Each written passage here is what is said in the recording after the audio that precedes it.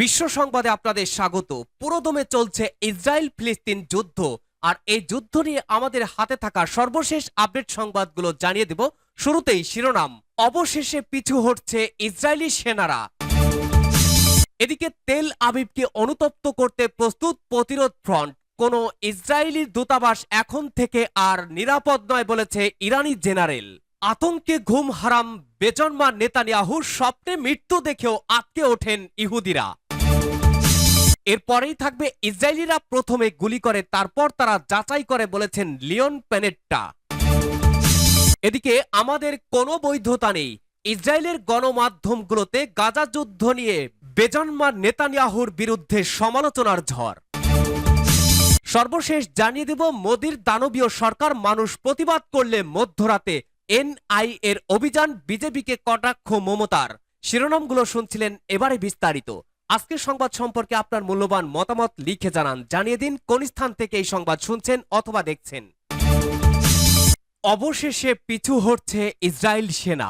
গাজায় ইসরায়েলের নৃশংস অভিযানের 6 মাস পূর্ণ হল রবিবার। সেই দিনই গাজা থেকে কিছু সংখ্যক সেনা প্রত্যাহারের সিদ্ধান্ত নিল ইসরায়েল। সূত্রের খবর, দক্ষিণ গাজা থেকে সমস্ত সেনা সরিয়ে নেওয়া হয়েছে। কেবল একটি মাত্র ব্রিগেড রয়েছে অধিকৃত ভূখণ্ডটির দক্ষিণে। গত 7ই অক্টোবর থেকে শুরু হয়েছে ইসরায়েল হামাসের রক্তক্ষয়ী সংঘর্ষ। ওই দিন সকালে আচমকাই সীমানা পেরিয়ে ইসরায়েলে ঢুকে পড়ে হামাসের যোদ্ধারা। অন্তত 1170 জন ইসরায়েলের মৃত্যু হয় এই হামলায়। শতাধিক ইসরায়েলিকে পণবন্দি করে হামাস। এই ঘটনার পরে হামাসকে নিঃশেষ করতে বিশেষ অভিযান শুরু করেন ইসরায়েলের প্রধানমন্ত্রী বেজন্মা নেতানিয়াহু। হাজারো বিরোধিতা নিন্দার ঝড় সত্ত্বেও নিজের অবস্থানে অনড় তিনি। 6 মাস ধরে চলতে থাকা এই সংঘর্ষে অন্তত 33,175 জন প্যালেস্টিনীয়র মৃত্যু হয়েছে বলে হামাস সূত্রে খবর। তার মধ্যে অধিকাংশই আম জনতা। ইসরায়েলের দাবি 12,000 হামাস যোদ্ধাকে হত্যা করেছে তাদের ফৌজ, যদিও হামাসের তরফে এই সংখ্যা প্রকাশ করা হয়নি। অন্যদিকে ইতিমধ্যেই 614 জন ইসরায়েলি সেনার মৃত্যু হয়েছে। ইসরায়েলি পণবন্দীদের মধ্যে 34 জনের মৃত্যু হয়েছে বলে সেনা সূত্রের খবর। তার মধ্যে 12 জনের দেহ ফেরত পাঠিয়েছে হামাস। লাগাতার মৃত্যুর মিছিলের মধ্যেই সেনা প্রত্যাহারের সিদ্ধান্ত নিল ইসরায়েল। সূত্রের খবর, দক্ষিণ গাজা থেকে সমস্ত সেনা সরিয়ে নেওয়া হয়েছে, যদিও সরকারিভাবে ইসরায়েলি সেনার তরফে বিষয়টি নিয়ে কিছুই জানানো হয়নি। কোন ইসরায়েলি দূতাবাস এখন থেকে আর নিরাপদ নয় ঘোষণা ইরানি জেনারেলের। তেল আবিবকে অনুতপ্ত করতে প্রস্তুত প্রতিরোধ ফ্রন্ট। ইরানের একজন শীর্ষস্থানীয় জেনারেল বলেছেন, বিশ্বের কোনো স্থানের কোনো ইসরায়েলি দূতাবাস এখন থেকে আর নিরাপদ নয়। ইরানের সর্বোচ্চ নেতা আয়াতুল্লাহিল উজমা খামেনির শীর্ষ সামরিক উপদেষ্টা মেজর জেনারেল ইয়াহিয়া রাহিম সাফাবি বলেছেন, সর্বোচ্চ নেতা ইসরায়েলকে থাপ্পড় মারার যে প্রতিশ্রুতি দিয়েছেন তার বাস্তবায়ন করতে প্রতিরোধ ফ্রন্ট সম্পূর্ণ রূপে প্রস্তুত রয়েছে। দখলদার ইসরায়েলকে সিরিয়ার ইরানি কনসুলেট ভবনে হামলার জন্য অবশ্যই অনুতপ্ত করা হবে। জেনারেল সাফাবি বলেছেন, প্রতিরোধ ফ্রন্ট এখন কি করে তা দেখার জন্য আমাদেরকে অপেক্ষা করতে হবে। ইরানি জেনারেল বলেন, ইরানের প্রতিশোধ গ্রহণের ভয়ে ইসরায়েল এখন পর্যন্ত তার 28টি দূতাবাস বন্ধ করে দিয়েছে। তারপরেও বিশ্বের কোথাও ইসরায়েলের কোনো দূতাবাস এখন আর নিরাপদ নয়। ইরানের ইসলামী বিপ্লবী গার্ড বাহিনী বা আইআরজিসির সাবেক শীর্ষ কমান্ডার সাফাবি আরো বলেছেন, ইরানি কনসুলেটে হামলা চালানোর পর থেকে ইসরায়েলিরা প্রচন্ড আতঙ্কের মধ্যে রয়েছে। তিনি বলেন, তারা প্রতি রাতে স্বপ্নে মৃত্যু দেখছে এবং তারা হচ্ছে ভূপৃষ্ঠের সবচেয়ে ভীতু প্রাণী। ইসরায়েলিরা প্রথমে গুলি করে তারপরে যাচাই করে বলেছেন লিওন প্যানেট্রা। বারাক ওবামা সরকারের প্রতিরক্ষা মন্ত্রী বলেছেন, এটা মোটেও আশ্চর্যের বিষয় নয় যে ওয়ার্ল্ড সেন্ট্রাল কিচেনের সহকার্যকারী কর্মীদের ওপরে সাম্প্রতিক মারাত্মক বিমান হামলার পর ইসরায়েলিরা তাদের ভুল স্বীকার করেছে। কারণ আমার অভিজ্ঞতায় তারা সাধারণত প্রথমে গুলি করে তারপরে সেটি যাচাই করে। প্রেসিডেন্ট বারাক ওবামার অধীনে প্রতিরক্ষা মন্ত্রী লিওন প্যানেট্রা এবং সিআই এর সাবেক প্রধান সিএনএন কে দেওয়া এক সাক্ষাৎকারে বলেছেন, আপনি যে তথ্য পেয়েছেন তার বস্তুনিষ্ঠতা নিশ্চিত হওয়ার জন্য সময় নিতে হবে, কিন্তু এটা ইসরায়েলিদের ক্ষেত্রে প্রযোজ্য নয়। আমার অভিজ্ঞতায় তারা সাধারণত আগে গুলি করে এবং তারপর প্রশ্ন জিজ্ঞাসা করে। মার্কিন এই সাবেক প্রতিরক্ষা মন্ত্রী গাজার গ্লোবাল সেন্ট্রাল কিচেনের সাহায্য কর্মীদের ওপরে ইসরায়েলি বিমান হামলার কয়েকদিন পর মন্তব্য করলেন, ওই ভয়াবহ বিমান হামলায় অন্তত 7 জন সাহায্যকর্মী প্রাণ হারায়। আমাদের কোনো বৈধতা নেই, ইসরায়েলের গণমাধ্যমগুলোতে গাজা যুদ্ধ নিয়ে সমালোচনা বাড়ছে। 180 দিনেরও বেশি সময় পর অবরুদ্ধ গাজা উপত্যকায় ইহুদিবাদী শাসক গোষ্ঠীর বর্বর আগ্রাসনের ক্ষয়ক্ষতি যখন অব্যাহত রয়েছে, তখন হিব্রু মিডিয়ায় ইহুদিবাদী শাসক গোষ্ঠীর মন্ত্রিসভার কর্মক্ষমতা নিয়ে সমালোচনা দিন দিন বেড়েই চলেছে।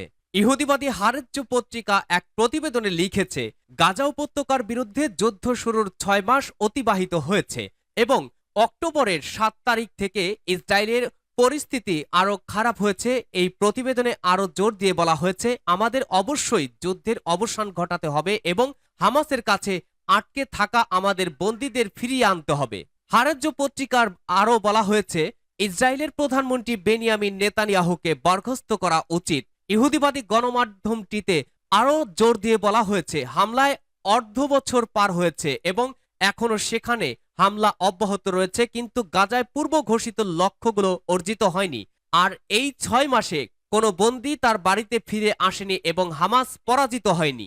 প্রতিবেদনে বলা হয়েছে, 1500 জন নিহত এবং ইসরায়েলিদের সঙ্গে কয়েক হাজার রিজার্ভ সেনাবাহিনীকে এই যুদ্ধের জন্য মূল্য দিতে হচ্ছে। ইসরায়েলকে অবশ্যই তার কর্মক্ষমতা পর্যালোচনা করতে হবে, কারণ পূর্ব নির্ধারিত লক্ষ্য অর্জনের সম্ভাবনা খুবই কম। হিব্রু ভাষার দৈনিক পত্রিকা বলেছে, ইসরায়েলি মন্ত্রিসভার ব্যর্থতা কেবল গাজাতেই নয়, উত্তর ফ্রন্টে পরিস্থিতি সমাধান করার এবং উত্তরে ইসরায়েলিদের ফিরে আসার জন্য হিজবুল্লাহকে পেছনে ঠেলে দেওয়ার কোনো দিগন্ত নেই। পত্রিকাটি আরও উল্লেখ করেছে যে দখলকৃত ফিলিস্তিন অঞ্চলগুলোর পরিস্থিতি গত বছরের 7ই অক্টোবর থেকে প্রতিটি দিক থেকে আরও অবনতি ঘটেছে। আমরা ইসরায়েলের মধ্যে কূটনৈতিক, অর্থনৈতিক এবং নিরাপত্তা, সামাজিক এবং রাজনৈতিক পতন প্রত্যক্ষ করছি। 6 মাস যুদ্ধের পর ইসরায়েল তার সমস্ত বৈধতা হারিয়েছে এবং আগের চেয়ে আরও বেশি বিচ্ছিন্ন হয়ে পড়েছে। এছাড়া বিপজ্জনকভাবে কর্মকর্তাদের বিরুদ্ধে নিষেধাজ্ঞা দেওয়া হচ্ছে এবং আইনি পদক্ষেপের সম্মুখীন হতে হচ্ছে। ইহুদিবাদী গণমাধ্যমটি বলেছে, ইসরায়েল কর্মকর্তারা পর্যালোচনা প্রক্রিয়া চলার মধ্যেই সামরিক চাপ প্রয়োগকে প্রাধান্য দিয়েছিল এই অজুহাতে যে হামাসের ওপরে যত চাপ বাড়বে এই যুদ্ধের শর্তগুলো আরও নমনীয় হয়ে উঠবে। কিন্তু এই কৌশল ব্যর্থ হয়েছে। যুদ্ধ শুরুর পর থেকে সেনা নিহতের সংখ্যা 604-এ ছুঁয়েছে। এর আগে ইসরায়েলের সাবেক প্রধানমন্ত্রী এহুদ ওলমার্ট গাজায় অবিলম্বে যুদ্ধবিরতি এবং গাজায় আটক বন্দীদের ফিরিয়ে আনার আহ্বান জানিয়ে বলেছিলেন যে এই যুদ্ধ চালিয়ে যাওয়ার চেয়ে ইসরায়েলের অর্জনকে বেশি গুরুত্ব দিতে হবে। তিনি জোর দিয়ে বলেছিলেন যে নেতানিয়াহু ইসরায়েলি বন্দীদের বাঁচানোর জন্য যুদ্ধ চালিয়ে যাচ্ছেন না, বরং নিজেকে বাঁচাতে তিনি যুদ্ধ চালিয়ে যাচ্ছেন। ইহুদিবাদী ইসরায়েলের সাবেক এই প্রধানমন্ত্রী আরও বলেছিলেন যে এই যুদ্ধ বেনিয়ামিন নেতানিয়াহু কর্তৃক নির্ধারিত নির্দিষ্ট লক্ষ্য অর্জন করতে পারবে না। সর্বশেষ প্রতিবেদন অনুযায়ী গাজায় ইহুদিবাদী শাসক গোষ্ঠীর পাশবিক হামলায় এই পর্যন্ত 33,000-এর বেশি ফিলিস্তিনি শহীদ এবং 75,000-এরও বেশি আহত হয়েছে। 1917 সালে ব্রিটিশ ঔপনিবেশিকতার পরিকল্পনায় এই পৃষ্ঠপোষকতায় এবং বিভিন্ন দেশ থেকে ইহুদিদের ফিলিস্তিনের ভূমিতে অভিবাসনের মাধ্যমে ইসরায়েলি শাসনের সৃষ্টি হয় এবং 1948 সালে এর অস্তিত্ব ঘোষণা করা হয়। তারপর থেকে ফিলিস্তিনিদের গণহত্যার জন্য বিভিন্ন পরিকল্পনা নেওয়া হয়েছে এবং ধাপে ধাপে তাদের সব জমি দখল করা হয়েছে। বিজেপিকে কটাক্ষ মমতার, মোদির দানবীয় সরকার মানুষ প্রতিবাদ করলে মধ্যরাতে এনআইএর অভিযান।